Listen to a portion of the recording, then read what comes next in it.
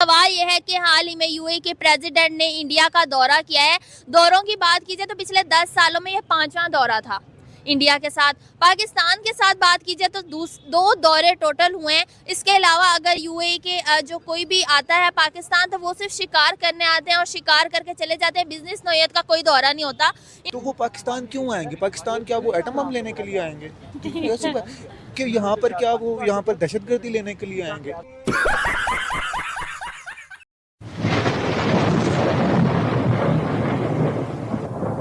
नमस्कार दोस्तों, स्वागत है आपका हिंदुस्तान डॉट में। दोस्तों, इंडिया के प्राइम मिनिस्टर मोदी जी और यूएई के प्रेसिडेंट मोहम्मद बिन जायद की 2 घंटे की विजिट ने पूरे पाकिस्तान के अंदर आग फैला दी है। क्योंकि दोस्तों, पाकिस्तानी यूएई को अपना इस्लामिक ब्रदर मानते हैं। और आप जानते ही होंगे, थोड़े दिन पहले सऊदी अरबिया और पाकिस्तान के दरमियान एक डिफेंस डील हुई थी। तो पाकिस्तानी को आशा थी कि अब यूएई भी हमारे साथ जुड़ जाएंगे। लेकिन दोस्तों, मोहम्मद बिन जायद ने पाकिस्तान को बहुत बड़ा झटका दे दिया है और इंडिया के साथ बहुत सारी डीलें कर ली है।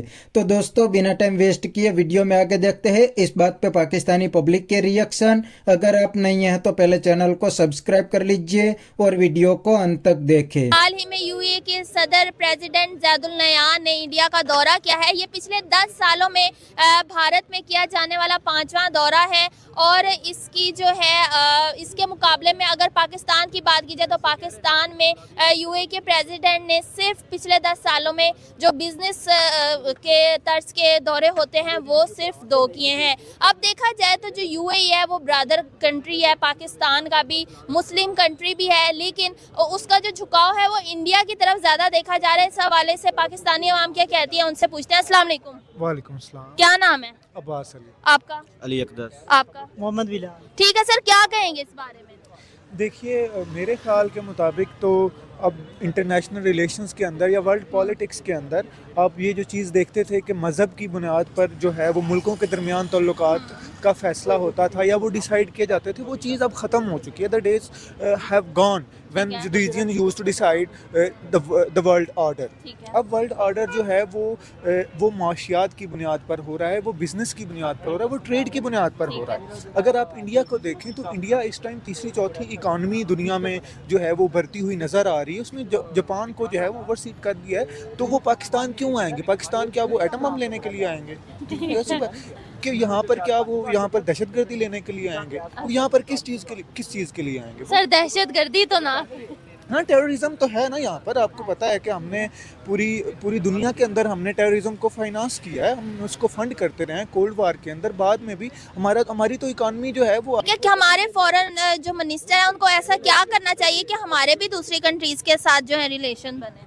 हमारे फॉरेन मिनिस्टर को सबसे पहले तो अपने मुल्क पर जो है वो गौर करना चाहिए। पहले इस पर तवज्जो देनी चाहिए कि यहाँ की इकॉनमी को देखे कि यहाँ पर मईशत की क्या सूरत हाल है, तबाह हाल मईशत है, यहाँ पर एम्प्लॉयमेंट रेट क्या है, रेट यहाँ पर क्या है। या आप ये देखें कि यहाँ पर जो 1 से 2% जो है वो स्टूडेंट्स यूनिवर्सिटियों के अंदर आ रहे हैं, उनकी कितनी रेशो है उनकी एम्प्लॉयमेंट के अंदर। आप देखें कि बेरोज़गारी जो है वो अपने अरूज पर है इस मुल्क के अंदर। तो उनको इन चीज़ों पर ज़्यादा फिक्र करनी चाहिए, बजाय के बाहर जाकर जो है वो लेक्चर झाड़ते फिरें कि आपने अपने जो मुल्क को कैसे बेहतर बनाना है। या फिर आप ये एक्सपेक्ट भी करें कि बाकी जो है वो जिस तरह यूएई के जो है वो स्टेटमैन है वो यहाँ पर आकर विजिट करें, तो वो नहीं आएंगे। इससे पहले आपको अपने मुल्क के अंदर अमन लेकर आना पड़ेगा, आपको अपने मुल्क को बेहतर बनाना पड़ेगा, वो ज़रूरी है सबसे पहले। ठीक है, आपको लगता है कि यूएई के प्रेसिडेंट इसलिए आने से कतराते हैं पाकिस्तान और भारत ज़्यादा जाते हैं कि कहीं हम लोग कुछ लोन ना मांग लें, कोई और मदद ना मांग लें? क्योंकि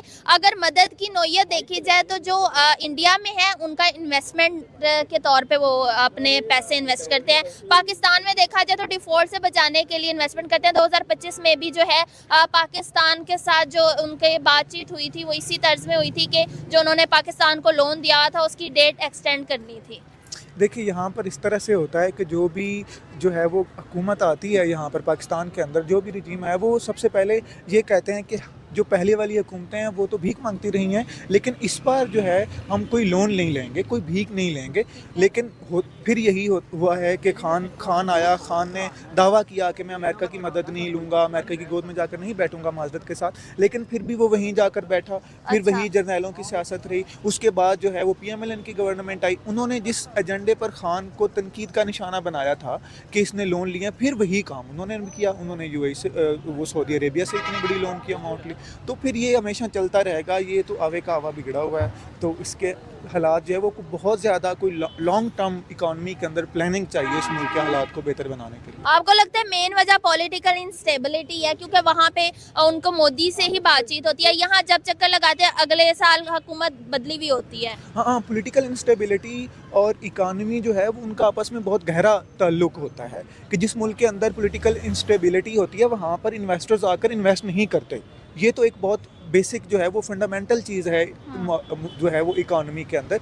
अगर आपके मुल्क के अंदर पॉलिटिकल इंस्टेबिलिटी है, अगर आपके मुल्क के अंदर जो है वो पॉलिटिकल विक्टिमाइजेशन है, अगर आपके मुल्क के अंदर पॉलिटिकल अप्रेशन इस हद तक है कि आपकी अपोजिशन का लीडर जो है वो अपोजिशन में जाकर नहीं बैठा, वो असम्बलियों में नज़र नहीं आता, वो हमेशा आपको जो है वो सलाखों के पीछे नज़र आता है, तो जाहिर सी बात है फिर जहाँ पर फ्रीडम ना हो, जहाँ पर जो है वो आज़ादी इजहार राय ना हो, वहाँ पर इस तरह की चीज़ें नहीं होती, वहाँ पर मईशत तरक्की नहीं करती, वहाँ पर इंसान सांस ही नहीं ले सकता। ठीक है सर, हाल ही में देखा गया है कि ऑयल रिजर्व जो हैं, जो इंडिया की कंपनीज हैं, उन्होंने अबू धाबी से ऑयल रिजर्व जो हैं वो फाइंड किए हैं। तो आपको क्या लगता है कि ये बहुत बड़ी चीज़ है कि अपनी कंट्री के एक हिस्से से जो ऑयल की वो अप्रोच वो इंडिया को दे देते हैं? तो इस बारे में क्या कहेंगे? हम लोग क्यों नहीं इस तरह की डील्स नहीं कर पाते? देखिए, उसकी सबसे पहली वजह जो है वो ये है कि आप जो है वो टेक्नोलॉजी के अंदर इतना ज़्यादा आपने काम नहीं किया कि आप रिसर्च करें, आप वो प्रॉपर जो वो एक प्रोसीजर होता है जो ऑयल को जो है वो निकालने का, आपके पास वो मशीनरी नहीं है। आपने तो अपनी सारे जो वसाइल हैं, जो अपने रॉ मटेरियल जो कुछ भी है, आपने सारे का सारा चाइना को दे दिया हुआ है CPEC के अंदर, तो वो यहाँ पर आकर काम करते हैं, आप खुद से तो कुछ भी नहीं करते।